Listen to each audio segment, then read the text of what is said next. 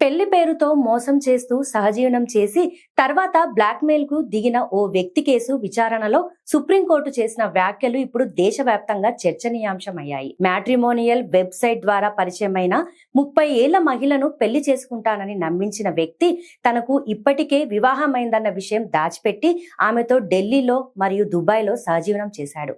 అంతేకాదు ఆమెకి తెలియకుండా సన్నిహిత వీడియోలు రికార్డ్ చేసి పెళ్లి గురించి ప్రశ్నిస్తే బయట పెడతానని బెదిరించినట్లు ఆరోపణలు ఉన్నాయి. చివరకు మరో యువతిని వివాహం చేసుకోవడంతో బాధితురాలు పోలీసులను ఆశ్రయించింది.